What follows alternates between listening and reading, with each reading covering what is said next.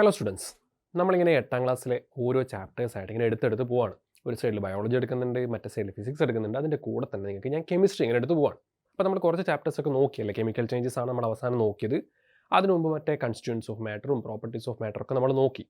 So ഇന്നത്തെ ക്ലാസ്സിൽ ഞാൻ ഡിസ്കസ് ചെയ്യാൻ പോകുന്നത് മെറ്റൽസിനെ പറ്റിയിട്ടാണ്. അപ്പോൾ നിങ്ങളൊന്ന് ആലോചിക്കുക, നിങ്ങൾക്ക് അറിയുന്ന കുറച്ച് മെറ്റൽസിൻ്റെ പേര് പറഞ്ഞേ. ഏതൊക്കെയാണ് നമ്മുടെ മെറ്റൽ എന്ന് പറയുമ്പോൾ നിങ്ങളുടെ മൈൻഡിൽ ആദ്യം വരുന്ന കുറച്ച് മെറ്റൽസിൻ്റെ പേര് പറഞ്ഞേ. ആലോചിച്ച് നോക്കി, നിങ്ങൾ എഴുതി നോക്കി. അയൺ വരും അല്ലേ?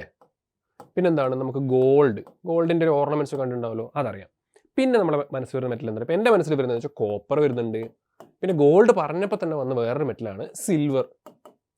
പിന്നെ ഏത് മെറ്റലാ? പിന്നെ നിങ്ങൾ നമ്മുടെ തെർമോമീറ്റർ കണ്ടിട്ടില്ലേ? തെർമോമീറ്ററൊക്കെ ഏത് മെറ്റലാണല്ലേ? തെർമോമീറ്ററൊക്കെ എടുത്ത് കഴിഞ്ഞാൽ നമുക്ക് അതിൽ വേറൊരു മെറ്റൽ കിട്ടും. എന്താണ്? മെർക്കുറി എന്ന് പറഞ്ഞൊരു മെറ്റൽ കിട്ടും.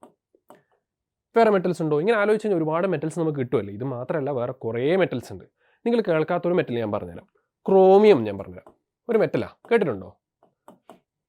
ഈ ക്രോമിയം എന്ന് പറയുന്ന മെറ്റൽ എവിടെയാണെന്നറിയോ? നമ്മൾ സാധാരണ വീട്ടിലൊക്കെ സ്റ്റീലിൻ്റെയൊക്കെ പൈപ്പൊക്കെ കണ്ടിട്ടുണ്ടോ?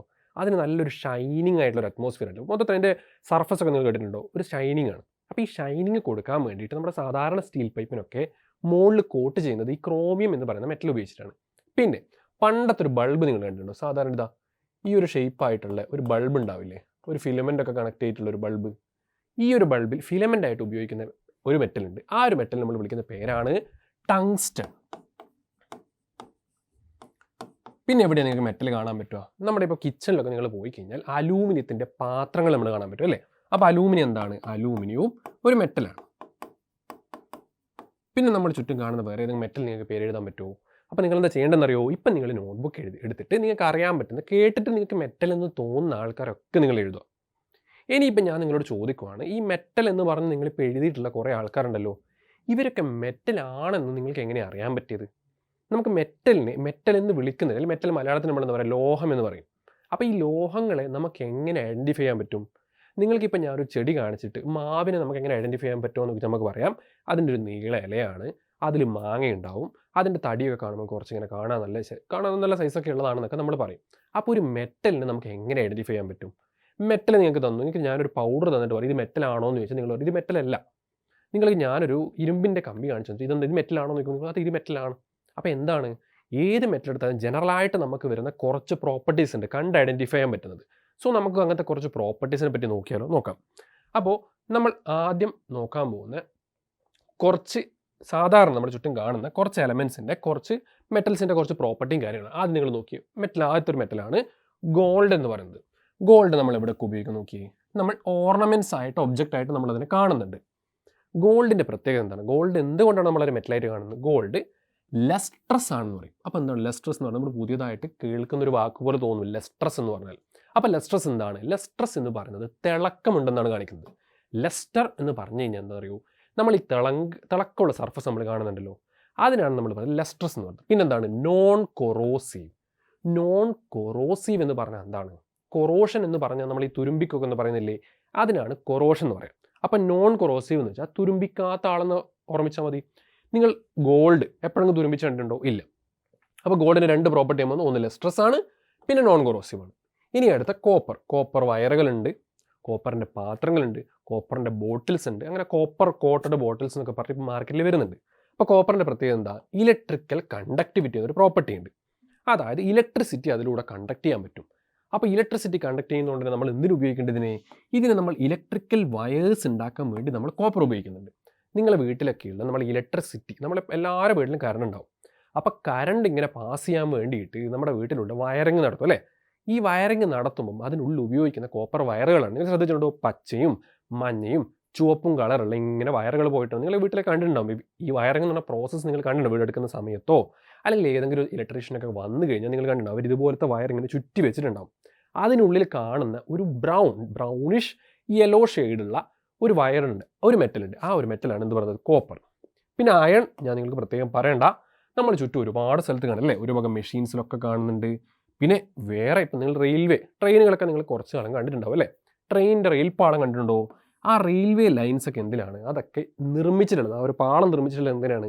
നമ്മൾ ഇരുമ്പ് കൊണ്ടാണ്. വീട്ടിലുള്ള സാധാരണ കമ്പികളായിക്കോട്ടെ, ബിൽഡിങ്ങിന് വേണ്ടി ഉപയോഗിക്കുന്ന കമ്പികൾ നമ്മൾ കാണുന്നുണ്ടല്ലോ, അതൊക്കെ ജനറലി എന്താണ്? അതൊക്കെ അയൺ കൊണ്ടാണ്. അപ്പോൾ അതിൻ്റെ പ്രത്യേകത നിങ്ങൾ ശ്രദ്ധിച്ചിട്ടുണ്ടോ? വളരെ ഹാർഡാണ്. നമുക്ക് പേപ്പറൊക്കെ ഇങ്ങനെ കീറിയെടുക്കാൻ പറ്റും. പക്ഷേ അയണിനെ പോലൊരു മെറ്റൽ നമുക്കങ്ങനെ കീറിയെടുക്കാൻ പറ്റുമോ, അല്ലെങ്കിൽ ചുമ്മാ പൊട്ടിച്ചെടുക്കാൻ പറ്റുമോ? ഇല്ല, അത് വളരെ വളരെ ഹാർഡാണ്. പിന്നെ അലൂമിനിയം സ്ഥിരമായിട്ട് നമ്മൾ കാണുന്ന ഒരാളാണ്. അലൂമിനിയം എവിടെയാണ് കാണുന്നത്?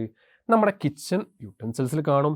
അതുപോലെ കണ്ടക്ടർ വയേഴ്സിൽ ചില വയറിന് ഇവിടെ അലൂമിനിയം വയർ ഉപയോഗിക്കും. പക്ഷെ അവിടെ മാത്രമല്ല കേട്ടോ അലൂമിനിയം ഉപയോഗിക്കുന്നത്. നിങ്ങൾ അലൂമിനിയം ഫോയിൽ എന്ന് കേട്ടിട്ടില്ലേ? നമ്മൾ സാധാരണ ഫുഡൊക്കെ കൊണ്ടുപോകാൻ, അല്ലെങ്കിൽ നമ്മളിപ്പം സൊമാറ്റോ, സ്വിഗ്ഗി എന്നൊക്കെ നിങ്ങൾ കേട്ടിട്ടില്ലേ? അപ്പോൾ ഇതുപോലെ ഹോട്ടലൊക്കെ നമ്മൾ ഓർഡർ ചെയ്ത് കഴിഞ്ഞാൽ ഇവരെങ്ങനെയാണ് നമുക്ക് പാർസൽ ഫുഡ് കൊണ്ടുത്തരിക? നമുക്കിങ്ങനെ ഒരു പാത്രം ഉണ്ടാവും അല്ലേ, ഒരു സിൽവർ കളറിലൊരു പാത്രം നിങ്ങൾ കണ്ടിട്ടില്ലേ? ഈ ഒരു പാത്രത്തിലാണ് നമുക്ക് ഭക്ഷണം എന്ത് ചെയ്യുക പൊതിഞ്ഞിട്ട് കിട്ടുന്നത്. അപ്പോൾ ഈ പാത്രം ഒരു പ്രത്യേക ഷേപ്പിലാണ്. അപ്പോൾ ഈ പാത്രം ഉണ്ടാക്കാൻ പോകുന്ന ആ ഒരു മെറ്റീരിയൽ ഉണ്ടല്ലോ, ആ ഒരു മെറ്റീരിയലാണ് അലൂമിനിയം എന്ന് പറയുന്നത്. അലൂമിനിയത്തിൻ്റെ കണ്ടെയ്ൻ ചെയ്തിട്ടുള്ള ഒരു മെറ്റീരിയലാണ്. സോ അലൂമിനിയത്തിൻ്റെ എന്ത് പ്രോപ്പർട്ടിയാണ് ഉപയോഗിക്കുന്നത്? അലൂമിനിയത്തിൻ്റെ ഹീറ്റ് ആൻഡ് ഇലക്ട്രിക്കൽ കണ്ടക്ടിവിറ്റിയാണ്. അതായത് ചൂടൊക്കെ നന്നായിട്ട് കണ്ടക്ട്, ഫുഡൊക്കെ പൊതിഞ്ഞു വരുന്നതാണല്ലോ, നമുക്ക് ആ ചൂട് അങ്ങനെ തന്നെ നിൽക്കാൻ വേണ്ടിയിട്ടാണ് എന്ത് ചെയ്ത് ഫുഡ് ഐറ്റംസ് ഒക്കെ പൊതിയാൻ വേണ്ടി അലൂമിനിയം ഫോയിൽസ് ഉപയോഗിക്കുന്നത്. പിന്നെ ഇലക്ട്രിക്കൽ കണ്ടക്ടിവിറ്റി എന്താണ്? നന്നായിട്ട് ഇലക്ട്രിസിറ്റി കണ്ടക്ട് ചെയ്യും. അതുകൊണ്ട് അലൂമിനിയം വയേഴ്സ് ഉപയോഗിക്കും. പക്ഷേ കോപ്പറിൻ്റെ അത്ര സേഫ് അല്ലാത്തതുകൊണ്ട് ഇപ്പോൾ അങ്ങനെ എല്ലാ സ്ഥലത്തും അലൂമിനിയം ഉപയോഗിക്കുന്നില്ല. പക്ഷേ ഹീറ്റ്, അതായത് ചൂട് നന്നായിട്ട് കണ്ടക്ട് ചെയ്യുന്നതുകൊണ്ട് നമുക്ക് എന്ത് ചെയ്യും? അലൂമിനിയം കണ്ടെയ്നേഴ്സ് നമ്മുടെ കിച്ചൺ യൂട്ടൻസിൽസ്, അതായത് നമ്മുടെ അടുക്കളയിൽ പാത്രങ്ങളും മറ്റും ഉണ്ടാക്കാൻ വേണ്ടിയിട്ട് ഉപയോഗിക്കുന്നുണ്ട്. അപ്പോൾ ഇതൊക്കെ നമ്മുടെ ചുറ്റും കാണുന്ന കുറച്ച് മെറ്റൽസിന് ഞാൻ നിങ്ങൾക്ക് പരിചയപ്പെടുത്തി. അപ്പോൾ ഈ മെറ്റൽസിൻ്റെ ഡിസ്കഷൻ നടന്നപ്പോൾ നമുക്ക് മനസ്സിലായി മെറ്റലിൻ്റെ കുറച്ച് പ്രോപ്പർട്ടീസ് നമുക്ക് പറയാൻ പറ്റും. ഇവിടെ കണ്ടു ലസ്ട്രസ് എന്ന് പറഞ്ഞാൽ കണ്ടു, കൊറോസീവ് എന്ന് കണ്ടു, ഇലക്ട്രിക്കൽ കണ്ടക്ടിവിറ്റി ഉണ്ട്, ഹാർഡ് കണ്ടു, ഹീറ്റ് കണ്ടക്ടിവിറ്റി എന്ന് കണ്ടു. അപ്പോൾ ഇതൊക്കെ കുറച്ച് പ്രോപ്പർട്ടീസ് മാത്രം. അപ്പോൾ ഇത് മാത്രമാണ് പ്രോപ്പർട്ടി. നമുക്ക് നോക്കാം. ആദ്യമായിട്ട് നമുക്ക് മെറ്റൽസിൻ്റെ പ്രോപ്പർട്ടീസ് പഠിക്കാം. നിങ്ങൾ ഈ പ്രോപ്പർട്ടീസ് അല്ലെങ്കിൽ പ്രത്യേകതകൾ എന്നൊക്കെ പറയുമ്പോൾ പ്രോപ്പർട്ടീസ് എപ്പോഴും നമ്മുടെ കെമിസ്ട്രിയുടെ കാര്യത്തിൽ നമുക്ക് 2 തരം പ്രോപ്പർട്ടീസ് ഉണ്ട്. ഒന്ന്, അവരെ കണ്ട് വ്യത്യാസം പറയാൻ പറ്റുന്ന, കണ്ടിട്ട് നമുക്ക് കണ്ട് ഐഡൻറ്റിഫൈ ചെയ്യാൻ പറ്റുന്ന പ്രോപ്പർട്ടീസ് ഉണ്ട്. അതിനെ നമ്മൾ വിളിക്കും ഫിസിക്കൽ പ്രോപ്പർട്ടീസ്. ഭൗതികപരമായിട്ടുള്ള പ്രത്യേകതകൾ നമുക്ക് പറയാം, ഭൗതിക സവിശേഷതകൾ എന്ന് നമുക്ക് പറയാം. എന്താണ്? അവരെ കണ്ട ഈ പ്രത്യേകതകൾ നമുക്ക് ഐഡൻറ്റിഫൈ ചെയ്യാൻ പറ്റും കണ്ടു കഴിഞ്ഞാൽ. പിന്നെ വേറൊരു ക്ലാസ് ഓഫ് സവിശേഷതകളുണ്ട്. അതെന്താണ്? കെമിക്കൽ, രാസപരമായിട്ടുള്ള സവിശേഷതകളുണ്ട്. അത് നമുക്ക് കണ്ടറിയാൻ പറ്റില്ല. നമുക്ക് ഇങ്ങനെ റിയാക്ഷനും എക്സ്പെരിമെൻ്റൊക്കെ ചെയ്തിട്ട് വേണം നമ്മളത് കണ്ടുപിടിക്കാൻ. അപ്പം നമുക്ക് ആദ്യം ഫിസിക്കൽ പ്രോപ്പർട്ടീസ് കുറച്ച് നോക്കാം. ആദ്യത്തെ പ്രോപ്പർട്ടിയാണ് മാലിയബിലിറ്റി. മാലിയബിലിറ്റി, ആ ഒരു പേര് കേൾക്കുമ്പോൾ തന്നെ ഒരു ഒടിവും വളവൊക്കെ നിങ്ങൾക്ക് തോന്നില്ലേ? മാലിയബിലിറ്റി. അപ്പോൾ മാലിയബിലിറ്റിയുടെ പ്രത്യേകത എന്താണ്? Beaten in to thin sheets. നമുക്കതിനെ അടിച്ച് പരത്തി നല്ല ഒരു ഹൊറിസോണലായിട്ട് നല്ല ഷീറ്റുകളാക്കാൻ പറ്റും. പിന്നെ ഇതിൻ്റെ പ്രത്യേകത അലൂമിനിയം. നമ്മൾ നേരത്തെ അലൂമിനിയം ഫോയിൽ കണ്ടിട്ടുണ്ടോ നിങ്ങൾ? നല്ല പരന്നിട്ടല്ലേ? അപ്പോൾ ആ പരന്ന ഷേപ്പിലൊക്കെ അതിനെ അടിച്ച് പരത്തി ആക്കുന്നത്. ആദ്യം മെറ്റൽ എന്ന് വെച്ചാൽ എന്താണ്? നല്ല കുഞ്ഞു കുഞ്ഞു കട്ട കട്ട പോലെ ഉണ്ടാവുക. അതിനെ അടിച്ചടിച്ചടിച്ച് എങ്ങനെ നമ്മൾ ഹാമറിനൊക്കെ ഉപയോഗിച്ച് നന്നായി അടിച്ചടിച്ച് പരത്തി വെക്കുക ചെയ്യുക. നിങ്ങളിവിടെ നോക്കി ചിത്രം കണ്ടോ? അലൂമിനിയം ഫോയിൽ കണ്ടോ? നന്നായിട്ട് അടിച്ച് പരത്തി ആ ഒരു ഷേപ്പിലോട്ട് അതിനാക്കിയതാണ് നമ്മൾ കാണുന്നത്. അപ്പോൾ ഈ ഒരു പ്രോപ്പർട്ടി, അടിച്ച് പരത്താനുള്ള പ്രോപ്പർട്ടി നമ്മൾ എന്ത് പറയും? മാലിയബിലിറ്റി. ഓക്കെ, അതിനെ അടിച്ച് മാലിയബിൾ ആക്കുമെന്ന് നമ്മൾ പറയും. പിന്നെ രണ്ടാമത്തെ പ്രോപ്പർട്ടി ഡക്റ്റിലിറ്റി എന്നൊരു പ്രോപ്പർട്ടി. ഡക്റ്റിലിറ്റി എന്ന് പറഞ്ഞ പ്രോപ്പർട്ടി എന്താണ്? മാലിയബിലിറ്റി അടിച്ച് പരത്തുവാണെങ്കിൽ ഇതിനെ അടിച്ച് വലിക്കുകയാണ് ചെയ്യുന്നത്. എന്താ ചെയ്യുന്നത്? Drawn in to thin wires. നമ്മൾ ചിലപ്പം നിങ്ങളുടെ വീട്ടിലൊക്കെ നമ്മൾ ഈ കട്ടിംഗ് പ്ലെയർ എന്ന് പറഞ്ഞ സാധനത്തെ പറ്റി നമ്മളിങ്ങനെ വലിക്കും ചിലപ്പോൾ കോപ്പറിൻ്റെ വയറൊക്കെ. സോ അതുപോലെ നമ്മൾ മെറ്റലിൻ്റെ ഒരു കട്ട കിട്ടി അതിങ്ങനെ വലിച്ച് നമുക്കിങ്ങനെ നീട്ടാൻ പറ്റും. അങ്ങനെ വലിച്ച് ചെറിയ വയേഴ്സാക്കാൻ നമുക്ക് പറ്റും. ഉദാഹരണത്തിന് നമ്മളിവിടെ നോക്കിയേ, ഇവിടെ കണ്ടോ? ആരാണ് നമ്മൾ കാണുന്നത്? കോപ്പറിൻ്റെ വയേഴ്സാണ് ഞാനിപ്പോൾ കണ്ടത്. കണ്ടോ? നേരത്തെ പറഞ്ഞ മഞ്ഞ വയറും നീല വയറും അതുപോലെ ബ്ലാക്ക് വയേഴ്സൊക്കെ ഉണ്ടല്ലോ, അതിൻ്റെ ഉള്ളിൽ എന്താണുള്ളത്? കോപ്പറിൻ്റെ വയറാണ്. കോപ്പറിൻ്റെ ഒരു ബ്ലോക്ക് ഇട്ട് അതിനെയും വലിച്ചിട്ട് നമുക്കിങ്ങനെ കോപ്പർ വയേഴ്സാക്കാൻ പറ്റും. ഇത് കോപ്പറിനെ മാത്രമല്ല, ടങ്സ്റ്റൺ, ഞാൻ നേരത്തെ പറഞ്ഞ ഓർമ്മയുണ്ടോ? ഒരു ബൾബിൻ്റെ ചിത്രമൊക്കെ ഞാൻ വരച്ചിട്ട് ഇങ്ങനെ കാണിച്ചിട്ടുണ്ടല്ലോ. ഒരു ബൾബിൻ്റെ ചിത്രം ഞാൻ ഇങ്ങനെ കാണിച്ചതെന്ന് ഓർമ്മയുണ്ടോ? ബൾബ് ഇങ്ങനെ പോയി, ഇങ്ങനെ ബൾബ് ഒരു പഴയ ടൈപ്പ് ഒരു മഞ്ഞ കളർ ലൈറ്റ് കാണിക്കുന്ന ബൾബാണ്. അപ്പോൾ ഇതിനുള്ളിൽ ഫിലമെൻ്റ് ആയിട്ട് ഉപയോഗിക്കുന്ന സാധനം ടങ്സ്റ്റൺ എന്ന് പറഞ്ഞു. അപ്പോൾ ഈ ഫിലമെൻറ്റ് ഷേപ്പിലോട്ട് നമ്മൾ എത്തിക്കാൻ നമ്മൾ എന്ത് ചെയ്യണം? അതിനെ തിൻ വയറാക്കണം. അതിൻ്റെ ഡക്റ്റിലിറ്റി എന്ന് പറഞ്ഞ പ്രോപ്പർട്ടി നമ്മൾ ഉപയോഗിക്കണം. പിന്നെ അതുപോലെ തന്നെ വേറൊരാളാണ് പ്ലാറ്റിനം. പ്ലാറ്റിനൊക്കെ ഓർണമെൻറ്റ്സ് ഒക്കെ ആക്കാൻ വേണ്ടി ഉപയോഗിക്കുന്ന ആൾക്കാരാണ് പ്ലാറ്റിനം എന്ന് പറയുന്നത്. പിന്നെ ഈ ഓർണമെൻറ്റ്സിൻ്റെ കാര്യം പറഞ്ഞപ്പോൾ നിങ്ങളൊരു കാര്യം ആലോചിക്കും. നിങ്ങൾ ഗോൾഡ് ശ്രദ്ധിച്ചിട്ടുണ്ടോ? ഗോൾഡ് എന്താണ്? നമ്മൾ പല പല ഷേപ്പിൽ ഓർണമെൻറ്റ്സ് ഉണ്ടല്ലേ? ചിലത് വളയായിട്ടുണ്ടാവും, മാലയായിട്ടുണ്ടാവും, മോതിരമായിട്ടുണ്ടാവും, അങ്ങനെ പല ഷേപ്പിൽ പല രസത്തിൽ നിങ്ങൾ ആക്കിയിട്ട് കണ്ടിട്ടുണ്ടാവുമല്ലോ. അതെങ്ങനെയാണ് അങ്ങനെ പല പല ഷേപ്പിലിട്ട് നമ്മൾ ഗോൾഡിനെ മാറ്റാൻ പറ്റുന്നത്? ഗോൾഡിനെ അങ്ങനെ മാറ്റണമെങ്കിൽ നമ്മൾ എന്ത് ചെയ്യണം? ഗോൾഡിനെ നന്നായിട്ട് അടിച്ച് പരത്താനും പറ്റണം.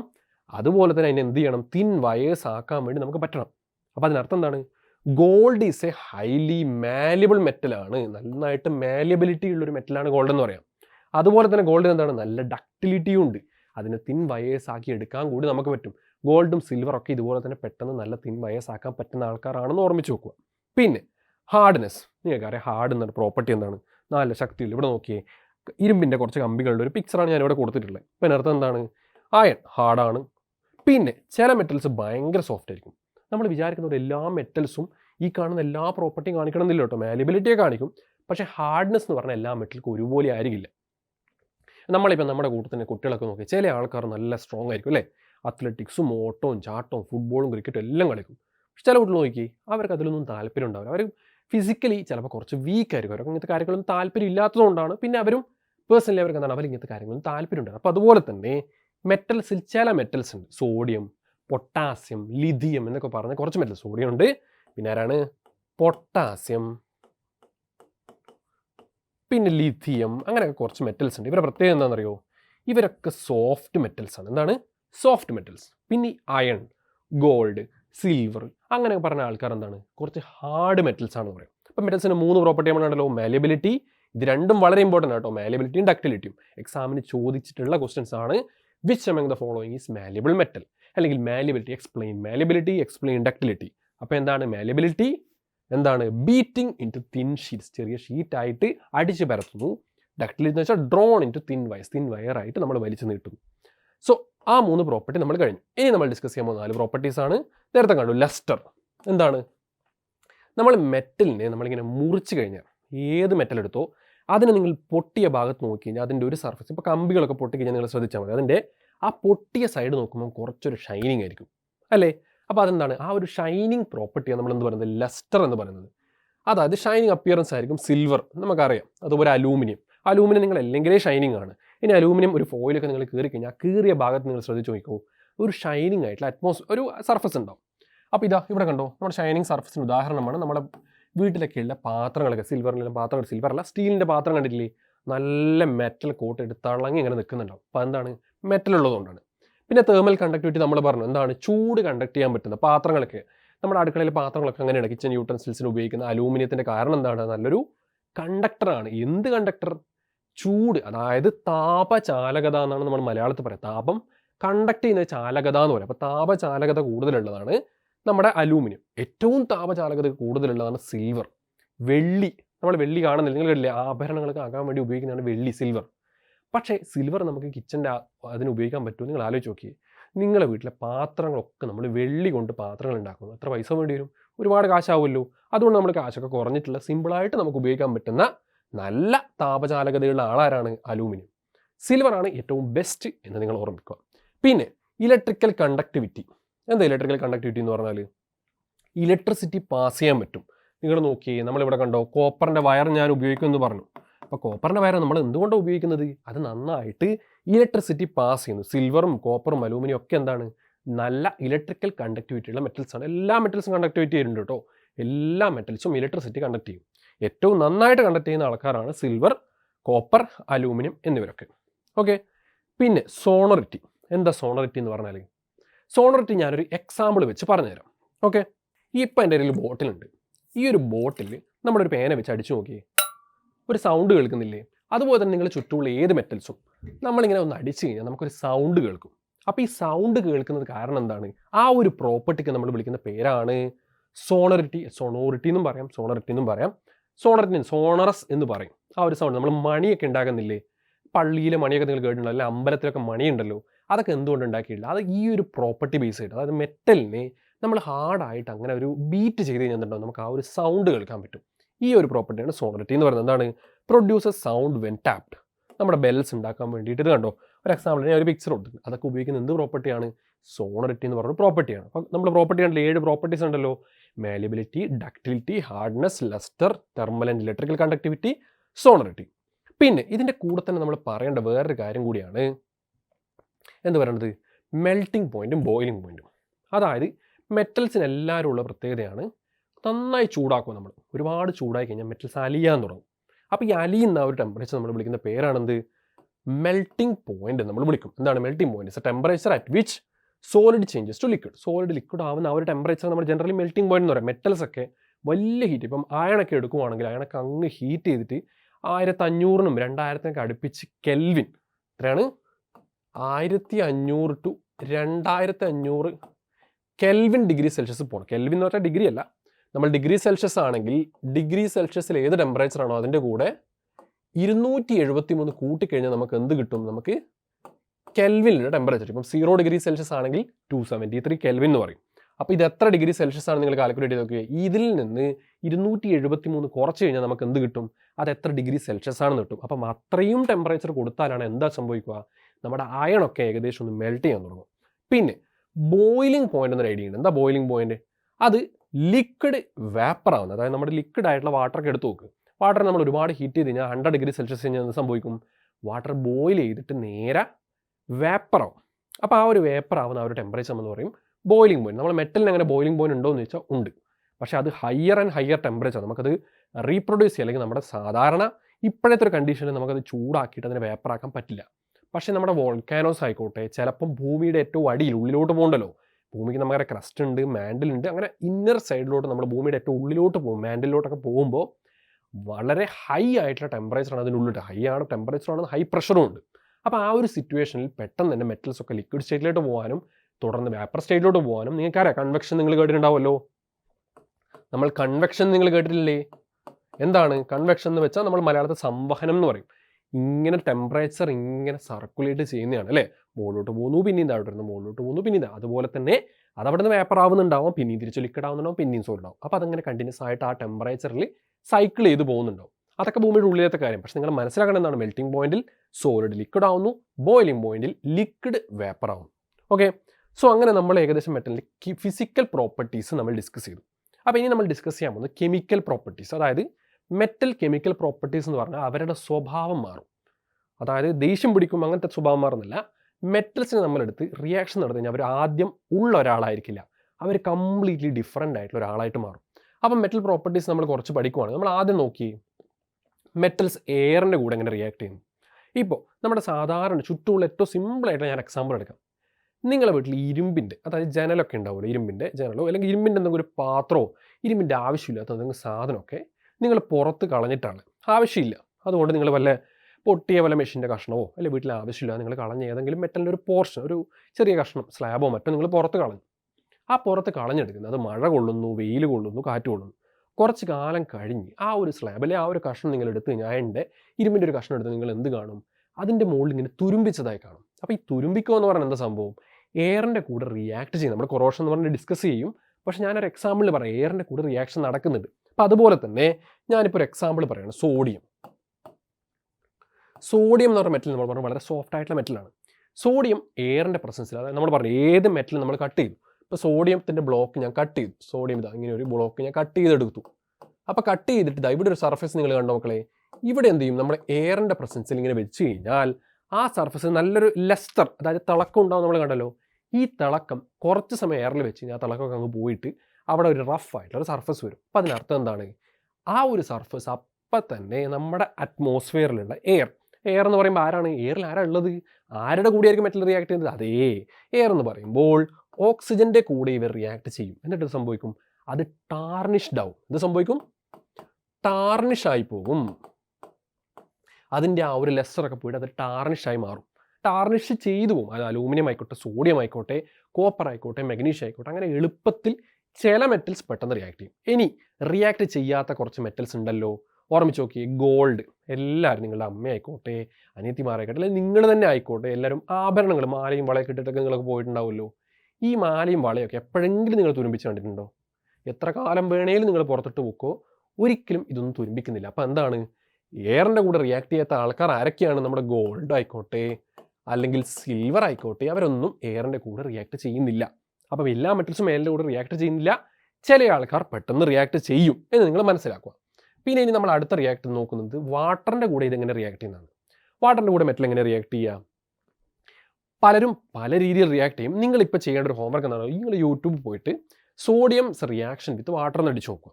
അപ്പോൾ എന്താണ്? സോഡിയത്തിന് ഞാൻ നേരത്തെ കേസ് എടുത്തു. കാരണം സോഡിയം ഞാൻ എടുക്കുന്ന ഒരു കാരണമുണ്ട്. എന്താണെന്നറിയോ? മറ്റെല്ലാ മെറ്റൽസിനെ വെച്ച് നോക്കുമ്പോൾ സോഡിയം പെട്ടെന്ന് റിയാക്ട് ചെയ്യും. സോഫ്റ്റ് ആയിട്ടുള്ള മെറ്റലാണ്, നിങ്ങൾക്കറിയാം. അപ്പോൾ സോഫ്റ്റ് ആയിട്ടുള്ള മെറ്റൽ റിയാക്ട് ചെയ്യുന്ന പെട്ടെന്നായിരിക്കും. അപ്പോൾ സോഡിയം നമ്മൾ എന്ത് ചെയ്യും? വാട്ടറിൻ്റെ കൂടെ റിയാക്ട് ചെയ്യുമ്പോൾ സംഭവിക്കുമെന്ന് അറിയൂ? വാട്ടറിൻ്റെ കൂടെ റിയാക്ട് ചെയ്യുമ്പോൾ അത് സോഡിയം ഹൈഡ്രോക്സൈഡ് എന്ന് പറഞ്ഞ ഒരാളാവും. സോഡിയം ഹൈഡ്രോക്സൈഡും ഉണ്ടാവും, അതിൻ്റെ കൂടെ ആരുണ്ടാവും? ഹൈഡ്രജൻ ഗ്യാസും ഉണ്ടാവും. ഹൈഡ്രജൻ ഗ്യാസും ഉണ്ടാവും, കൂടെ കുറച്ച് തീയും പുകയും ഉണ്ടാവും, ഹീറ്റും കുറച്ചൊരു ബേണിംഗ് ഒക്കെ നിങ്ങൾ കാണാൻ പറ്റും. സോ ഇങ്ങനെ റിയാക്ഷൻ നടക്കുന്നതിനർത്ഥം വാട്ടറിൻ്റെ കൂടെ ഏത് മെറ്റലും റിയാക്ട് ചെയ്യുമ്പം നടക്കേണ്ടത് ഇങ്ങനെയാണ്. എന്താണ്? മെറ്റൽ, അതായത് സോഡിയത്തിന് പകരം ഏത് മെറ്റൽ നിങ്ങൾ എടുത്തോളൂ, മെറ്റൽ പ്ലസ് വാട്ടർ. അപ്പം നമുക്ക് എന്ത് കിട്ടും? ഒരു metal hydroxide plus hydrogen plus heat. General ഇങ്ങനെയാണ് റിയാക്ഷൻ. എല്ലാ റിയാക്ഷനും ഇങ്ങനെയാണ് നടക്കുക. ഏത് മെറ്റലാണെങ്കിലും, സോഡിയം ആയിക്കോട്ടെ, അയൺ ആയിക്കോട്ടെ, അലൂമിനിയം ആയിക്കോട്ടെ, സിങ്ക് ആയിക്കോട്ടെ, മാഗ്നീഷ്യം ആയിക്കോട്ടെ, ഇവരെല്ലാവരും റിയാക്ട് ചെയ്യുന്നത് എങ്ങനെയാണ്? Metal water react to give. നമ്മൾ ഗിവ്സ് എന്ന് പറഞ്ഞ സൈൻ നിങ്ങൾ നേരത്തെ കണ്ടിട്ടുണ്ട്. എന്താണ് ഗിവ്സ്? എന്താണ്? Metal hydroxide plus hydrogen plus heat എന്നൊരു റിയാക്ഷൻ നടക്കും. അപ്പോൾ എല്ലാവരും ഇതുപോലെ റിയാക്ഷൻ നടക്കുന്നുണ്ട്. പക്ഷേ ഇവിടെ ഞാൻ പറഞ്ഞതുപോലെ ചില ആൾക്കാർ, അതായത് ഞാൻ നേരത്തെ പറഞ്ഞതുപോലെ സോഡിയം, പൊട്ടാസ്യം, ലിഥിയം, പിന്നെ ആരാണ്? മഗ്നീഷ്യം, ഇവരൊക്കെ പെട്ടെന്ന് റിയാക്ട് ചെയ്യും. ഇവർ പെട്ടെന്ന്, സോഡിയം, പൊട്ടാസ്യം, ലിഥിയം, മഗ്നീഷ്യം ഒക്കെ പെട്ടെന്ന് റിയാക്ട് ചെയ്യും. ബാക്കി ചില ആൾക്കാർ എന്ത് ചെയ്യുന്ന അറിയോ? വാട്ടറിൻ്റെ കൂടെ പെട്ടെന്ന് റിയാക്ട് ചെയ്യും. അതായത് സാധാരണ നമ്മൾ റൂം ടെമ്പറേച്ചറിലെ വാട്ടർ റിയാക്ട് ചെയ്യില്ല. ഈ സോഡിയം ഒക്കെ എന്ന് വെച്ചാൽ സാധാരണ തണുത്ത ഐസ് വെള്ളത്തിൽ വരെ അവർ റിയാക്ട് ചെയ്തോളും. പക്ഷേ ചില മെറ്റൽസ് എന്ത് ചെയ്യും? നമ്മുടെ റൂം ടെമ്പറേച്ചർ വെള്ളത്തിൽ റിയാക്ട് ചെയ്യും. ചില മെറ്റലാണെങ്കിൽ കുറച്ചുകൂടി ചൂടാക്കിയിട്ട് സ്റ്റീമിൻ്റെ പ്രസൻസിലൊക്കെ റിയാക്ട് ചെയ്യും. അപ്പോൾ നിങ്ങൾക്ക് എന്ത് മനസ്സിലായി? വാട്ടറിൻ്റെ കൂടെ എപ്പോഴും എല്ലാ മെറ്റലും ഒരുപോലെ എല്ലാം റിയാക്ട് ചെയ്യുന്നത്. ചില മെറ്റലിന് എന്ത് ചെയ്യണം? നല്ല ചൂട് വെള്ളം വേണം. ചില ആൾക്കാർക്ക് കുറച്ച് നല്ല ചൂട് കൂടിയ നീരാവി കൊണ്ട് മാത്രമേ അവരുടെ റിയാക്ഷൻ നടക്കൂ. അപ്പോൾ ജസ്റ്റ് അങ്ങനെ ഓർമ്മിച്ച് കഴിഞ്ഞാൽ മെറ്റൽസ് എല്ലാവരും ഒരുപോലെ എല്ലാം റിയാക്ട് ചെയ്യുന്നത്. ഓരോ മെറ്റലും പലതരത്തിലാണ്. ചില മെറ്റൽ പെട്ടെന്ന് തണുത്ത വെള്ളത്തിൽ തന്നെ റിയാക്ട് ചെയ്യും. പക്ഷേ ചിലർക്ക് നല്ല ചൂടായ വെള്ളം വേണം. ചിലർക്ക് ചൂടുവെള്ളവും പോരാ, നീരാവി കിട്ടിയാൽ മാത്രം റിയാക്ട് ചെയ്യും. ഓക്കെ, സോ അതാണ് മെറ്റലിൻ്റെ റിയാക്ഷൻ വിത്ത് വാട്ടർ എന്ന് പറയുന്നത്. അപ്പോൾ നമുക്ക് അടുത്ത് നോക്കുമല്ലോ. അടുത്ത റിയാക്ഷൻ വിത്ത് ആസിഡ്സ് ആണ്. നമ്മൾ മെറ്റലിൻ്റെ കാര്യം പറഞ്ഞതുപോലെ തന്നെ ആസിഡിൻ്റെ കൂടെയും മെറ്റൽസ് വളരെ വിഗറസ് ആയിട്ടുള്ള ഒരു റിയാക്ഷനാണ്. വിഗറസ് ആയിട്ട് അങ്ങനെ റിയാക്ട് ചെയ്യും. ഇപ്പോൾ ഉദാഹരണത്തിന് ഞാൻ പറയാം, സിങ്ക്. ഞാൻ ഫോർമുല ചെയ്യുന്നില്ല, അവർ സിമ്പിൾ മാത്രം ഞാൻ സിങ്കിന് നമ്മൾ എന്ത് ചെയ്യും? സിങ്ക് നമ്മൾ വാട്ടറിൻ്റെ കൂടെ റിയാക്ട് ചെയ്യും. അപ്പോൾ സിങ്കിന് ഞാൻ വാട്ടറിൻ്റെ കൂടെ റിയാക്ട് ചെയ്യുമ്പോൾ നമുക്ക് എന്ത് കിട്ടും? ആസിഡിൻ്റെ കൂടെ ഞാൻ ആസിഡായിട്ട് എടുത്തത് ഡയല്യൂട്ട് ആയിട്ടുള്ള, നമ്മൾ ഡയല്യൂട്ട് എന്താണെന്നൊക്കെ നമ്മൾ അടുത്ത ചാപ്റ്ററിൽ വിശദമായിട്ട് പഠിക്കുന്നുണ്ട്. വെള്ളം കുറേ ആഡ് ചെയ്തിട്ടുള്ള ആസിഡാണ് ഡയല്യൂട്ട് ആസിഡ്. സോ ഡയല്യൂട്ട് ആസിഡിൻ്റെ കൂടെ സിങ്ക് റിയാക്ട് ചെയ്യുമ്പോൾ സംഭവിക്കുന്ന അറിയോ? നമുക്കിവിടെ 2HCl എഴുതാം കേട്ടോ. ബാലൻസിങ് ഒക്കെ നിങ്ങൾ പഠിക്കും. ZnCl2 പ്ലസ് H2 എന്ന് കിട്ടും. അപ്പോൾ എന്താ കാണിക്കുന്നത്? സിങ്കും ഹൈഡ്രോക്ലോറിക് ആസിഡും കൂടി റിയാക്ട് ചെയ്ത് നമുക്ക് എന്ത് കിട്ടും? സിങ്ക് ക്ലോറൈഡും ഹൈഡ്രജൻ ഗ്യാസും കിട്ടും. നേരത്തെ കണ്ട അതുപോലെ തന്നെ ഹൈഡ്രജൻ ഗ്യാസ് റിലീസ് ചെയ്യും. അതായത് ഈ ഒരു എക്സ്പെരിമെൻറ്റ് എങ്ങനെ ചെയ്യാമെന്നറിയോ? നമ്മളൊരു ടെസ്റ്റ് ട്യൂബ് എടുക്കുന്നു. ഓക്കെ, അപ്പോൾ ഈ ടെസ്റ്റ് ട്യൂബ് എടുത്തിട്ട് ഈ ടെസ്റ്റ് ട്യൂബിൽ എന്തുണ്ടെന്ന് അറിയോ? ഞാൻ കുറച്ച് ഇതാണ്ട് ഡയല്യൂട്ട് HCl-ഉം ഇതിൻ്റെ താഴെ എന്തുണ്ട്? കുറച്ച് സിങ്ക് കഷ്ണങ്ങളും ഞാനതിൽ ഇട്ടിട്ടുണ്ട്. ഇനി ഈ റിയാക്ഷൻ കുറച്ച് ഞാൻ സംഭവിക്കുന്ന അറിയോ? ഇതിങ്ങനെ ഇതിൻ്റെ മുകളിൽ ബബിൾസ് വരാൻ തുടങ്ങിയിട്ട് എന്തോ ഒരു ഗ്യാസ് ഇതിലൂടെ ഇങ്ങനെ റിയാക്ട് ചെയ്ത് പുറത്തോട്ട് പോകുന്നുണ്ടോ? അപ്പോൾ ഈ പുറത്തോട്ട് പോകുന്ന ഗ്യാസ് ഏതാണെന്ന് അറിയാൻ വേണ്ടി നമ്മൾ എന്ത് ചെയ്യുന്നറിയോ?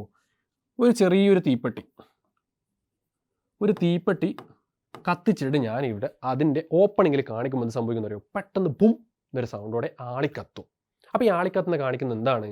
അവിടെ ഹൈഡ്രജൻ ഗ്യാസിൻ്റെ പ്രസൻസ് ആണ് നിങ്ങൾ മനസ്സിലാക്കുക. സോ അത് ഹൈഡ്രജൻ ഗ്യാസ് പുറത്ത് വരുന്നതെന്ന് കാണിക്കും. അപ്പം ഏത് മെറ്റലായിക്കോട്ടെ, എല്ലാ മെറ്റലും ഇതുപോലെ തന്നെയാണ് റിയാക്ട് ചെയ്യുക. കുറച്ച് എക്സാമ്പിൾ ഞാൻ പറയണം. ഇപ്പം മഗ്നീഷ്യം എല്ലാവരും ഞാൻ റിയാക്ഷൻ കാണിച്ചോ. ഇവരെല്ലാവരും ഞാൻ ഹൈഡ്രജൻ ക്ലോറിക് ആസിഡ് റിയാക്ട് ചെയ്ത് നമുക്ക് എന്ത് കിട്ടും? MgCl2 പ്ലസ് H2 കിട്ടും. ഇങ്ങനെ ഏത് മെറ്റലും നമ്മളിങ്ങനെ എഴുതി പോവുകയാണെങ്കിൽ നമുക്ക് കിട്ടും. ഇപ്പം അയൺ നമ്മൾ Fe എന്ന് ഡിനോട്ട് ചെയ്യും. അപ്പം അയണിന് Fe plus 2HCl gives FeCl2 plus H2. നമ്മളിത് എഴുതാൻ പഠിച്ചതാണല്ലേ കെമിക്കൽ ഫോർമുലയൊക്കെ. അപ്പോൾ അതേ ഒരു ഐഡിയ തന്നെ, ബാലൻസിങ് ഒക്കെ പറഞ്ഞാണല്ലോ.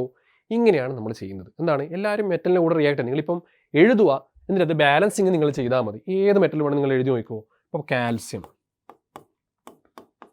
HCl, അപ്പോൾ എന്ത് കിട്ടും? CaCl2 plus H2. അത് നിങ്ങൾ ബാലൻസ് നോക്കിയാൽ മതി. അങ്ങനെ ഏത് മെറ്റൽ വേണമെങ്കിൽ നിങ്ങൾക്ക് എഴുതാം. പക്ഷേ ഇതൊക്കെ എന്താണ്? ഹൈഡ്രോക്ലോറിക് ആസിഡിൻ്റെ കൂടെ എങ്ങനെയാണ് റിയാക്ട് ചെയ്യുക? സൾഫ്യൂരിക് ആസിഡിൻ്റെ കൂടെ വേറെ തരത്തിൽ. അങ്ങനെ ഓരോ ആസിഡിൻ്റെ കൂടത്തിനും പലതരത്തിൽ ഇവർ റിയാക്ട് ചെയ്യുന്നത് മാത്രം മനസ്സിലാക്കുക. പിന്നെ ഇനി നമ്മൾ അവസാനമായിട്ടൊരു പ്രോപ്പർട്ടി പഠിക്കാൻ പോകുന്നത് കൊറോഷനാണ്. കൊറോഷൻ ഞാൻ ആദ്യം പറഞ്ഞ റിയാക്ഷൻ വിത്ത് എയർ എന്ന് പറയുന്ന പോലെ തന്നെ മെറ്റൽസ് അതായത് നമ്മൾ അയണൊക്കെ എടുക്കുകയാണെങ്കിൽ ഈ അയണൊക്കെ എന്ത് ചെയ്യുന്നു, എയർ, ഇത് എയർ മാത്രമാവണമെന്നില്ല, എയർ ആയിക്കോട്ടെ, അല്ലെങ്കിൽ മോയ്സ്ചർ ആയിക്കോട്ടെ, അല്ലെങ്കിൽ ആസിഡ്സ് ആയിക്കോട്ടെ, അല്ലെങ്കിൽ സോൾട്ട്സ് ആയിക്കോട്ടെ, നമ്മൾ ഉപ്പ് എന്നൊക്കെ പറയുന്ന പോലെ അങ്ങനെയുള്ള ഏതുമായിട്ട് പ്രസൻസിലും മെറ്റൽസിനെ നമ്മൾ കൊണ്ടുപോയി വെച്ച് കഴിഞ്ഞാൽ സംഭവിക്കാമെന്ന് അറിയോ, ഈ മെറ്റൽസിൻ്റെ സർഫസിൽ ഇവരൊക്കെ പോയിട്ട്, എയറിൽ എന്താ ഉള്ളത്, എയറിൽ ഓക്സിജൻ ഉണ്ട്, നൈട്രജൻ ഉണ്ട്, കാർബൺ ഡൈ ഓക്സൈഡ് ഉണ്ട്, അങ്ങനെ ഒരുപാട് ആൾക്കാരുണ്ട്. ഈ ഗ്യാസൊക്കെ എന്ത് ചെയ്യും, ഈ മെറ്റലിൻ്റെ സർഫസ് പോയിട്ട് നല്ലൊരു മെറ്റൽ കിട്ടിയപ്പോൾ എന്ന് പറഞ്ഞിട്ട് റിയാക്ട് ചെയ്യും. മോയ്സ്ചർ എന്ന് പറഞ്ഞാൽ എന്താണ്, നമ്മൾ വാട്ടർ തന്നെ, സാധാരണ ഏത് സ്ഥലത്ത് പോയാലും മോയ്സ്ചർ ഉണ്ടാവും അല്ലേ. നമ്മുടെ കേരളത്തിലെ അവസ്ഥയിൽ എന്താണ്, വളരെ നല്ല ആർദ്രതയുള്ള ഒരു പ്രദേശമാണ് നമുക്ക് പറയാം. നേരത്തെ എന്താണ്, ഹ്യൂമിഡിറ്റി ഉണ്ടെന്ന് പറയും. അപ്പോൾ ഹ്യൂമിഡിറ്റി എന്താണ്, മോയ്സ്ചറിൻ്റെ കണ്ടന്റ് നമ്മുടെ അറ്റ്മോസ്ഫിയറിൽ ഒരുപാടുണ്ടെന്നാണ്. അപ്പോൾ എല്ലാ മെറ്റലും പെട്ടെന്ന് തന്നെ കൊറോഡ് ചെയ്യാനുള്ള സാധ്യത കൂടുതലാണ്. ആസിഡ്സ് നമുക്കറിയാം, നമ്മുടെ ഈ ഒരു വക ഫ്രൂട്ട്സ്, ഇപ്പോൾ ലെമണൊക്കെ നിങ്ങൾ കേട്ടിട്ടുണ്ടാവും. അതുപോലെ ഒരു വക എല്ലാ പച്ചക്കറികളിലും എന്താണ്, കുറച്ച് എമൗണ്ട് ഓഫ് ഇതുണ്ട്, ആസിഡ്സ് ഉണ്ട്. അപ്പോൾ എന്താണ്, ആസിഡ്സിൻ്റെ പ്രസൻസിൽ പെട്ടെന്ന് തന്നെ കൊറോഡ് ചെയ്യും. നിങ്ങളൊക്കെ നമ്മുടെ സാധാരണ അയണിൻ്റെ കത്തികൾ നമ്മൾ ഉപയോഗിക്കുകയാണെങ്കിൽ അത് പെട്ടെന്ന് തുരുമ്പിച്ചു. സ്റ്റീലിൻ്റെ നൈഫ് നിങ്ങൾ കണ്ടിട്ടുണ്ടാവുമല്ലോ. സ്റ്റീലിൻ്റെ നൈഫ് എന്താണ്, നല്ല തിളക്കം ഉണ്ടാവും. പക്ഷേ ഇരുമ്പിൻ്റെ സാധാരണ നൈഫ് പോലെ അതങ്ങനെ തുരുമ്പിക്കില്ല. കാരണം എന്താണ്, അത് കോട്ട് ചെയ്തിട്ടുണ്ട് വേറൊരു മെറ്റലിൻ്റെ കൂടെ. പിന്നെ സോൾട്ട് എന്ന് പറഞ്ഞാൽ എന്താണ്, ഇപ്പോൾ കടലിൻ്റെ തീരത്തൊക്കെ നിങ്ങൾ വീടുകളൊക്കെ ശ്രദ്ധിച്ച് കഴിഞ്ഞാൽ മനസ്സിലാവും, ജനലൊക്കെ തുറന്നിട്ടുള്ള വീടൊക്കെ ആണെങ്കിൽ അവരുടെ തുരുമ്പിച്ചിട്ടുണ്ടാവും പെട്ടെന്ന്. അതിൻ്റെ അർത്ഥം എന്താണ്, സോൾട്ടും വാട്ടറും, അവിടെ എയർ ഉണ്ട്, വാട്ടർ ഉണ്ട്, കൂടെ ഉപ്പടിച്ചിട്ട് കയറുന്നുണ്ട് അല്ലേ കടലിൽ നിന്ന്. അപ്പോൾ എന്താണ്, പെട്ടെന്ന് അത് തുരുമ്പിക്കും. ഇനി ഇതൊക്കെ നമുക്ക് തടയാൻ വേണ്ടി വല്ല വഴിയുണ്ടോ എന്ന് ചോദിച്ചുകൊണ്ട് നമുക്ക് എന്ത് ചെയ്യാം, മെറ്റൽസൊക്കെ പെയിൻറ്റ് ചെയ്ത് വെക്കാം. ഇരുമ്പിൻ്റെ ഒക്കെ ആണെങ്കിൽ പെയിൻറ്റ് ചെയ്ത് നമുക്ക് വെക്കാം. ഇനി പെയിൻറ്റ് ചെയ്തില്ലെങ്കിൽ നമുക്ക് വേറൊരു വഴി എന്താണ്, വേറെ മെറ്റൽസ് കൊണ്ട് നമുക്ക് കോട്ട് ചെയ്യാം. ഉദാഹരണത്തിന് വേറൊരു മെത്തഡാണ് ഗാൽവനൈസേഷൻ എന്ന് പറയും. അപ്പം ഗാൽവനൈസേഷൻ എന്ന് പറഞ്ഞാൽ എന്താണ്, സിങ്ക് ഉപയോഗിച്ചിട്ട് നമ്മുടെ അയണിനെ കോട്ട് ചെയ്യുന്നത് നമ്മൾ ഗാൽവനൈസേഷൻ എന്ന് പറയാം.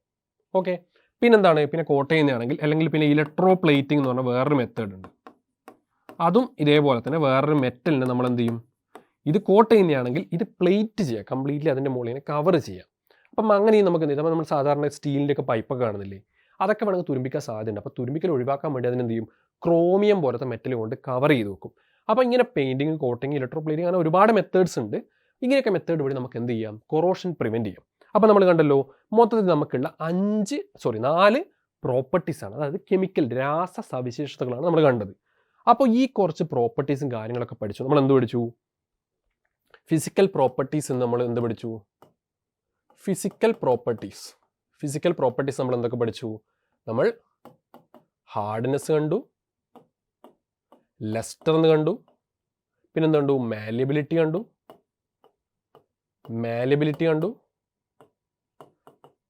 ഡക്റ്റിലിറ്റി കണ്ടു, പിന്നെ എന്താണ്ടത്, തെർമൽ കണ്ടക്ടിവിറ്റി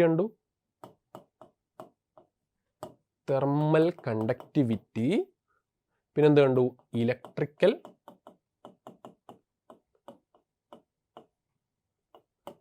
കണ്ടക്ടിവിറ്റി കണ്ടു, ഹാർഡ്നെസ് കണ്ടു, ലെസ്റ്റർ കണ്ടു, malleability, ductility, thermal conductivity, electrical conductivity, പിന്നെ സോണോറിറ്റി നമ്മൾ കണ്ടു, സൗണ്ടിൻ്റെ അല്ലേ. ഇതൊക്കെയാണ് പ്രോപ്പർട്ടീസ് നമ്മൾ കണ്ടത്. കെമിക്കൽ പ്രോപ്പർട്ടീസ് എന്ത് കണ്ടു, എയറിൻ്റെ കൂടെ, വാട്ടറിൻ്റെ കൂടെ, ആസിഡിൻ്റെ കൂടെ റിയാക്ഷൻ, പിന്നെ അവസാനം കൊറോഷനും. അപ്പോൾ ഇതൊക്കെയാണ് നമ്മൾ ഈ ഒരു ചാപ്റ്ററിൽ ഡിസ്കസ് ചെയ്തത്. വളരെ സിമ്പിളാണ്. മെറ്റൽസ് എന്താണ്, മെറ്റൽസിൻ്റെ കുറച്ച് കാര്യങ്ങൾ, അവരെങ്ങനെയാണ് സാധിച്ചത്, നമുക്ക് ഐഡൻറ്റിഫൈ ചെയ്യാൻ പറ്റുന്നുള്ള കാര്യങ്ങൾ മാത്രമാണ് ഡിസ്കസ് ചെയ്തത്. എളുപ്പമല്ലേ? സോ ഇത്രയേ ഉള്ളൂ മെറ്റൽസിൻ്റെ കാര്യം. ഇനി നമ്മൾ അടുത്ത ചാപ്റ്ററിൽ സൊല്യൂഷൻസ് പഠിക്കും. സൊല്യൂഷൻസ് എന്ന് പറയുമ്പോൾ നിങ്ങൾ എന്താ ആദ്യം മനസ്സിൽ വന്നത്, സാധാരണ ചോദ്യത്തിൻ്റെ ഒക്കെ സൊല്യൂഷൻസ്. പക്ഷേ കെമിസ്ട്രിയിൽ സൊല്യൂഷൻ അഥവാ ലായനികൾ എന്ന് പറയുന്നത് ഒരു ക്ലാസ് ഓഫ് കമ്പൗണ്ട്സ് ആണ്. നമ്മളിപ്പം ഈ ഒരു ചാപ്റ്ററിൽ ഞാൻ പറഞ്ഞിട്ടുണ്ട്, ഒരു ഡയല്യൂട്ട് സൊല്യൂഷൻ എന്ന് ഞാൻ പറഞ്ഞിട്ടുണ്ട്, ഡയല്യൂട്ട് ഹൈഡ്രോക്ലോറിക് ആസിഡ്. അപ്പോൾ ഈ ഡയല്യൂട്ട് എന്താണ്, അല്ലെങ്കിൽ കോൺസെൻട്രേറ്റഡ് സൊല്യൂഷൻ എന്താണ്, അല്ലെങ്കിൽ കോൺസെൻട്രേഷൻ എന്ന് പറഞ്ഞാൽ എന്താണ്, അല്ലെങ്കിൽ ട്രൂ സൊല്യൂഷൻ എന്ന് പറഞ്ഞാൽ എന്താണ്, അല്ലെങ്കിൽ കൊളോയിഡ് എന്ന് പറഞ്ഞാൽ എന്താണ്, ഈ പാൽ എന്ന് പറയുന്നത് ഒരു സൊല്യൂഷൻ ആണോ? കുറേ ചോദ്യങ്ങൾക്ക് ഉത്തരം നിങ്ങൾക്ക് എവിടെ കിട്ടും, അടുത്തൊരു ചാപ്റ്റർ ഡിസ്കഷനിൽ കിട്ടും. സോ ഞാൻ അടുത്ത ക്ലാസ്സിൽ നിങ്ങൾ എല്ലാവരും കാണാം. ഇതിവരുടെ കൂടെ നിങ്ങൾ ഉണ്ടായിരുന്നത് മനോരമ ഹൊറൈസണിലെ കെമിസ്ട്രി ട്യൂട്ടർ അതുലാണ്. Thank you for watching video. Manorama Horizon, learning made simple.